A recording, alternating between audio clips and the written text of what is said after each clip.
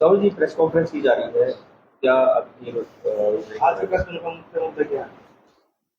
सबसे पहले तो मैं आज की मीडिया के माध्यम से और आपके अपने गोहाना क्षेत्र के सभी पत्रकारों का बहुत बहुत धन्यवाद करता हूं और आप सबको सादर नमन करता हूं कि बहुत लंबे अरसे से गोहाना के सभी पत्रकार मेरे साथ सहयोग रहा है। आज की हमारी प्रेस कॉन्फ्रेंस है जनता कल्याण मोर्चा पार्टी का 26 मार्च को कार्यकर्ता सम्मेलन रखा गया है और इसके साथ साथ आज विशेष तौर पर हम अपनी पार्टी का जन कल्याणकारी योजना पत्र हम इसको जारी कर रहे हैं। इस जन कल्याणकारी योजना पत्र के माध्यम से हमने हरियाणा प्रदेश की तमाम जनता का सरकार के अंदर पहले दिन से भागीदारी हो, ये सुनिश्चित हमने किया है। इसके माध्यम से हमने स्वास्थ्य के ऊपर ध्यान देते हुए, बीमारी को प्राकृतिक आपदा मानते हुए तमाम इलाज फ्री होना चाहिए, ये सरकार की जिम्मेदारी बनती है। ये हमने सबसे पहले नंबर 1 पर तय किया है। कोई भेदभाव नहीं, सबका इलाज फ्री हो, सरकारी हो या प्राइवेट मेडिकल के अंदर भी अगर इलाज है तो वो सरकार की जिम्मेदारी है। नंबर 2 पे हमने शिक्षा के ऊपर ध्यान दिया है कि नर्सरी से लेकर IIT तक तमाम शिक्षा निःशुल्क होनी चाहिए, सारा भेदभाव मिटना चाहिए। कोई बच्चा ये ना कहे कि मैंने किस कुल में जन्म लिया और किस जाति में जन्म लिया और किस घर में जन्म लिया और मेरा अधिकार क्यों नहीं मिल रहा है। सभी की शिक्षा फ्री होनी चाहिए, भेदभाव मिटाना चाहिए। उसके साथ साथ हमने जितने भी टोल लगाए गए, सारे के सारे सरकार जनता कल्याण मोर्चा की सरकार बनेगी और पहले दिन से ही सारे के सारे टोल हटा दिए जाएंगे, ये हमने इसमें तय कर लिया। जिस घर में रोजगार आज तक भी सरकारी नौकरी नहीं आई है, उस प्रत्येक घर में एक सरकारी नौकरी जनता कल्याण मोर्चा की सरकार बनने पर घर से बुलाकर दी जाएगी, हमने तय किया है। हमारी पार्टी ने तय किया कि फैमिली आईडी को पूरी तरह से बैन कर दिया जाएगा, हटा दिया जाएगा। सभी जनता इसमें परेशान है, इसको बंद किया जाएगा। बुजुर्गों की पेंशन को आय के साथ नहीं जोड़ा जाएगा, चाहे किसी के घर में 10 लाख रुपए प्रति महीना आता हो, लेकिन बुजुर्गों का आयु का सम्मान है, उसको नहीं रोका जाएगा। उसके साथ साथ युवाओं से, बेरोजगार युवाओं से रोजगार के नाम पर जो सरकारें पैसा लेती, फार्म फीस के नाम पर कोई पैसा नहीं लिया जाएगा। हमारी बेटियों को नौकरी के लिए जब पेपर देने जाती हैं, उनके नाक का, गले का, कान का और चुन्नी उतरवाई जाती है। कोई भी कि हमारी बेटी का नाक का, कान का, गले का नहीं उतरवाएगा, चुन्नी तक हाथ नहीं जाएगा। बेटी अपने जिले में पेपर देगी और अपने ही जिले में नौकरी प्राप्त करेगी, ये हमने तय किया है।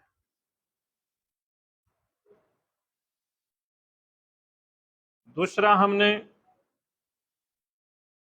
एक ही गोत्र में और मां बाप के साइन के बगैर कोई भी शादी मान्य नहीं होगी, ये हमारी पार्टी ने तय किया है।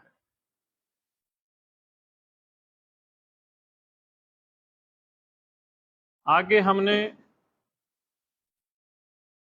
खाप समाज को मजबूती देने के लिए जितनी भी खाप हैं, खापों के अध्यक्षों को 50,000 रुपये प्रति महीना और सरकारी गाड़ी दी जाएगी। जिन बरादरियों की खाप नहीं है, उस बरादरी के प्रदेश के एक आदमी को यह ओहदा दिया जाएगा। उसके जिम्मे एक ही काम है, वो समाज के कार्य करे। दूसरा, सरपंचों के साथ जो खिलवाड़ है, ई टेंडरिंग वगैरह को बंद किया जाएगा। गांव के अंदर 7100 रुपये चौकीदार का होना चाहिए, 10,000 रुपये नंबरदार का, 15,000 रुपये पंचायत मेंबर का और 20,000 रुपये ब्लॉक समिति का, 25,000 रुपये जिला परिषद का और 50,000 रुपये महीना सरपंच की तनख्वाह और सरकारी गाड़ी और 1 करोड़ रुपया उसको गांव के विकास के लिए दिया जाना चाहिए। ये हमारी पार्टी ने तय किया है।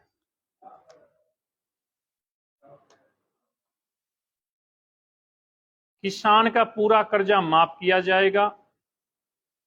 कृषि कार्ड पर जहां किसान को 80,000 90,000 रुपये मिलता है, हमारी पार्टी ने तय किया है जनता की सरकार आने पर सर्कल रेट का 50% किसान को कृषि कार्ड पर दिया जाएगा। ये हमने तय किया है।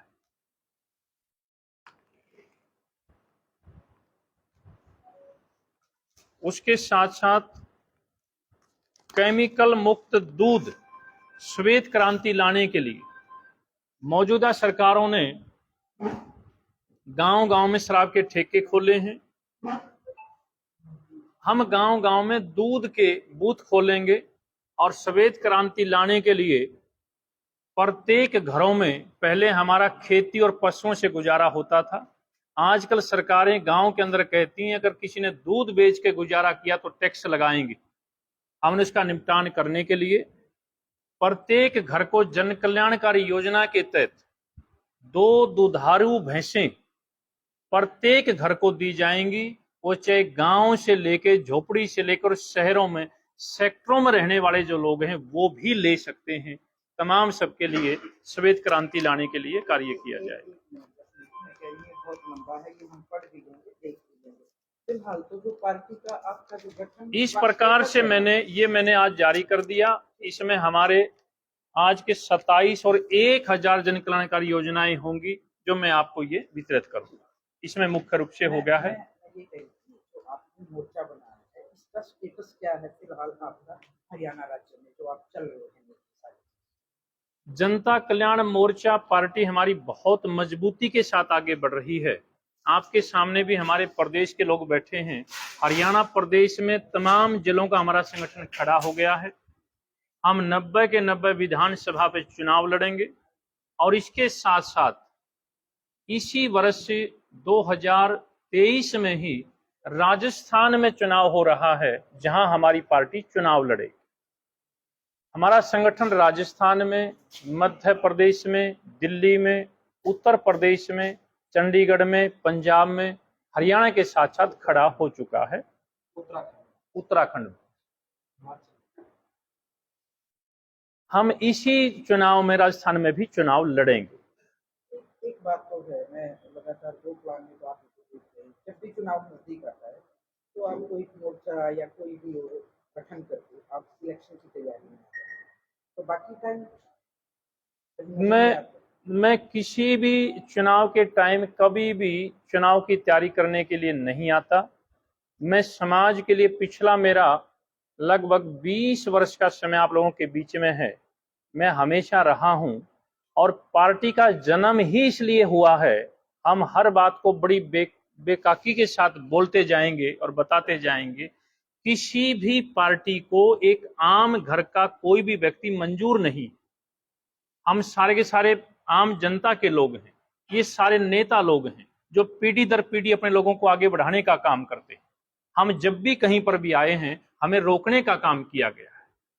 इसलिए अब जनता के द्वारा जनता के लिए जनता कल्याण मोर्चे का गठन हुआ है और ये जनता को इन पीढ़ी वाइज चलने वाले लोगों से निजात दिलाने के लिए इसको तय हुआ है। आपने मोर्चा शब्द भी इस्तेमाल किया है, पार्टी भी की है। जब पार्टी बन गई तो फिर मोर्चा शब्द दोनों शब्द को आपने तो एक ही उपयुक्त होगा। पार्टी बन गई, आपका रजिस्ट्रेशन हो गया तो फिर मोर्चा, अब में तो मोर्चा बनता है। हाँ, जब पार्टी बन जाती है तो मोर्चा तो हटा दिया जाता है। बंसीलाल जी का उदाहरण है, भजन लाल जी का उदाहरण। तो हमारा जो रजिस्ट्रेशन है, हमारी पार्टी का जो नाम है वो जनता कल्याण मोर्चा से ही रजिस्ट्रेशन हुआ है। इस नाम से है, उसी नाम से ये तो इलीगल है। यदि आप कुछ भी व्यक्तिगत कर रहे हैं, कुछ भी कर रहे हैं, आप अपने कानूनी सलाहकार हैं उनसे बात कर लीजिए। ये ठीक नहीं है, कोई चुनौती देखो। ये तो कहने में लिखने वैसे है, लेकिन जनता कल्याण मोर्चा ये तो आप प्रेस कॉन्फ्रेंस कर रहे हैं, प्रेस कॉन्फ्रेंस में आपने दोनों ठीक, पहचान बन जाए कि ये एक राजनीतिक पार्टी बस वो पार्टी के नाते, वैसे नहीं। पार्टी की एक ओबलिक तौर पे है ये। ठीक है। अच्छा, एक और है इसमें, मतलब आप आपसे पहले कई पार्टियों में रहे, तो लोग कैसे भरोसा करें कि कभी बीजेपी में, कभी इनेलो में, कभी कांग्रेस में, अब नई पार्टी लेके आ गई, हम मोर्चा के नाम। किसी भी पार्टी ने हमें कभी भी किसी पद पर बिठाकर सेवा करने का, कार्य करने का अवसर नहीं दिया, बल्कि रोकने का काम किया है। मैं किसी पार्टी में नहीं गया हूं, पार्टियों ने अपना लाभ लेने के लिए मेरे यहां पर आए। आप पत्रकार हैं, आपके सामने सारी बातें। मैंने कभी भी किसी पार्टी में मैं ना जाके, मेरे दरवाजे पे सारे लोग आए, मैंने स्वागत किया और मैंने चाहा कि ठीक है, मैं आपके साथ लग के और मैं कार्य करूं, समाज की सेवा करूं। और आज भी इतने लोग दुखी और परेशान है, किसी को रास्ता नहीं मिलता, सिर्फ रसूखदारों के काम होते हैं, सिर्फ बड़े सरमाएदार लोगों के काम होते हैं। सारी की सारी पार्टियां कंपनी वालों को, उद्योगपतियों को, बड़े बड़े टेंडर लेने वाले लोगों को आगे बढ़ाते हैं। सरकार तो आम जनता बनाती है। जब सरकार बन जाती है तो गुलदस्ता देने वाले वो बड़े बड़े लोग होते हैं, जो जिसकी सरकार आने वाली होती है वो पहले टाई अप कर लिया करते हैं। आम जनता कोई सुनाई नहीं करता है। इसलिए मेरे को किसी ने अवसर नहीं दिया, रोकने का काम किया है। एक तरफ तो आप आध्यात्मिक जीवन जीने की राह पे हैं लंबे टाइम, एक तरफ फिर आप पूरी तरह से राजनीतिक होने की तैयारी में हैं। तो ऐसे मतलब कैसे पब्लिक के बीच में भरोसा बने कि एक आध्यात्मिक रास्ते पे है, दूसरा political आपके पार्टी में। प्रश्न में ही कितनी भारी वो बात झलकती है कि हम सारे लोग समाज सुधार के लिए तो खड़े हुए हैं, और राजनीति को इतना ऐसा मंच बना कि यानी कि आध्यात्मिक लोग तो वहां हो भी नहीं सकते। इसका अर्थ है सारे के सारे बेहुदे लोग हैं वहां पर। इसका मतलब राजनीति में सारे स्वार्थी लोग हैं। इसका मतलब केवल अपने परिवार को चलाने वाले लोग हैं, केवल धन की गाड़ियां भरकर लूटने वाले लोग हैं। इसका अर्थ ये है आध्यात्मिक लोग क्यों नहीं हो सकते हैं। सही में आध्यात्मिकता और राजनीतिकता का ही मेल है। पुराने जमाने से जब जो बड़े बड़े न्यायकारी राजा हुए हैं, उनके नाम के सामने लिखा हुआ है बड़े आध्यात्मिक राजा, बड़े महात्मिक राजा, बड़े आत्मिक राजा, पहले से लिखा हुआ जाता था। किसी भी राजा का कोई भी राज्यसभा संतों के बगैर, महात्मा के बगैर कभी पूरा नहीं हुआ था। ये तो माहौल ऐसा बना दिया गया है। इसलिए राजनीति के अंदर आत्मिक लोगों को आना होगा, सात्विक लोगों को आना होगा और महात्मिक लोगों को आना होगा, और तब राजनीति का बेड़ा पार होगा। पद के दावेदार आप खुद ही होंगे या किसी और को आपको अपनी पार्टी की ओर से प्रोजेक्ट हमारी पार्टी ने किसी को प्रोजेक्ट नहीं किया है। करेंगे भी नहीं? चुनाव के समय तो करेंगे। खुद बोले किसी और नहीं, मेरे को ऐसी भाषा नहीं बोलनी चाहिए कि मुझे सीएम बनाओ, मुझे पीएम बनाओ। मैं बाणे के अंदर हूं, मुझे समाज का कार्य करना है। लेकिन इस पार्टी करेगी तय। पार्टी तय करेंगे। हाँ, तय करेगी पार्टी। सीएम का चेहरा भी तय करेंगे, और हम लोग सरकार तो बनाएंगे ही बनाएंगे। हम आंकड़े भी देते जा रहे हैं, 58 सीटों से कम हम सरकार भी नहीं बना रहे। कि पीछे कुछ रहस्य की बात। हम पूरे हरियाणा प्रदेश में गांव गांव में जाकर जो हम काम कर रहे हैं, और जो हमें पता चल रहा, लोगों का दर्द जो छलक रहा है, इस बार ये इतिहास रचा जाएगा। सारे पुराने लोग हराए जाएंगे, सब घर बिठाए जाएंगे। सत्ता पक्ष के लोगों को हराया जाएगा, विपक्ष को घर बिठाया जाएगा, केजरीवाल को दिल्ली वापस भेजा जाएगा। और अब हरियाणा प्रदेश की जनता के लोग, जनता का ही मुकाबला होगा। सारी पार्टी बनाम जनता के लोग होंगे, सारे पैसे वाले बनाम आम जनता का ही मुकाबला होगा। आपने आदमपुर का चुनाव लड़ा, लेकिन आपका कैंडिडेट सर्वाइव नहीं कर पाया, टिक ही नहीं पाया, और चुनाव छोड़ के भाग गया। वो सारी बातें ऑन रिकॉर्ड हो चुकी हैं। वो वही व्यक्ति कुलदीप बिश्नोई के साथ सारे फोटोज भी हैं, सारी वीडियोज भी हैं। तो उन्होंने तोड़ लिया। आप ये हाँ, कहना चाहते हैं? हाँ। तोड़े तो फिर और लोग भी तोड़ेंगे। आप जब 58 सीटों का दावा कर रहे हैं, ऐसा नहीं है, ऐसा नहीं है। हम आध्यात्मिक लोग हैं, और उसका उन्होंने लाभ उठाया था। हमारे साथ षड्यंत्र के तहत पहले से प्लांट किया गया था। हमारी नई पार्टी है, नए लोग हैं, नया एरिया था, हमारे पास उतना साधन नहीं था। अगर हमें 1 महीना मिल जाता।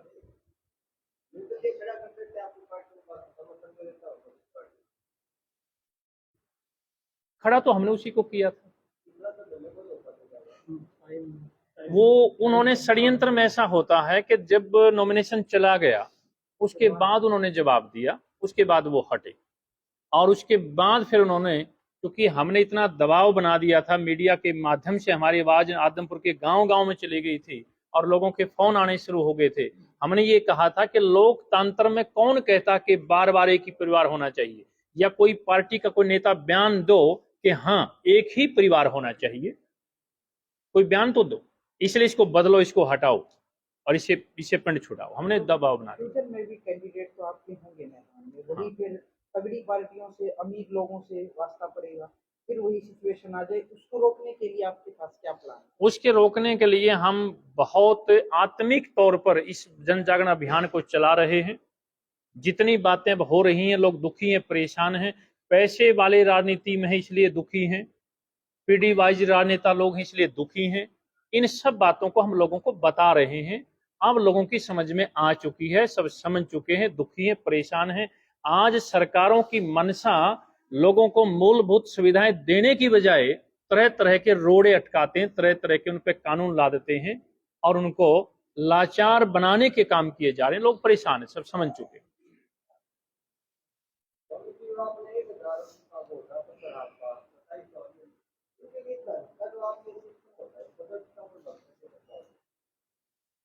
धन कहाँ धन लगाना, मुझे बताओ। जो योजनाएं आपने बनाई है बिना धन के तो नहीं चलेगी, वो भी तो बताइए। हाँ हाँ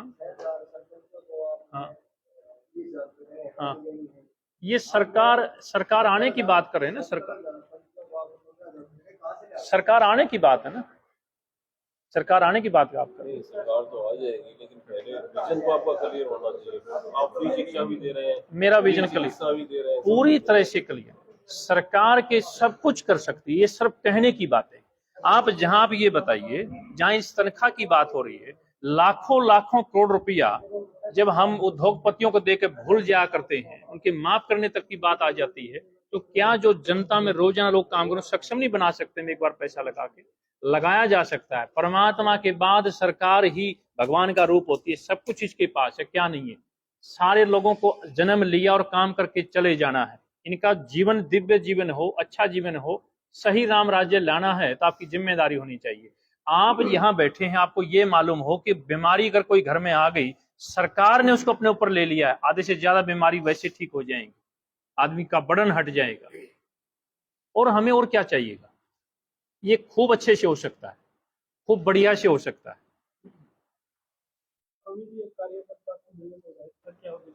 हमारा जनता कल्याण मोर्चा का 26 मार्च का सम्मेलन है, जो पूरे हरियाणा प्रदेश का कार्यकर्ताओं का हमारा सम्मेलन होगा, और उस दिन से हमारा पार्टी का पहला सदस्यता अभियान शुरू होगा। 26 मार्च से पार्टी का पहला सदस्यता अभियान होगा, और उसी दिन से हम जो आज हमने अपना मैनिफेस्टो जारी किया है उसको लोगों के अंदर चला जाएगा, और उसके बाद प्रत्येक विधानसभा स्तर पर हमारे कार्यकर्ता सम्मेलनों की शुरुआत हो जाएगी। कार्यकर्ता सम्मेलन 26 मार्च का है, और उस दिन जनता कल्याण मोर्चा का सबसे पहला सदस्यता अभियान शुरू होगा, और उसी दिन से फिर 90 के 90 विधानसभा स्तर पर कार्यकर्ता सम्मेलनों की शुरुआत हो जाएगी।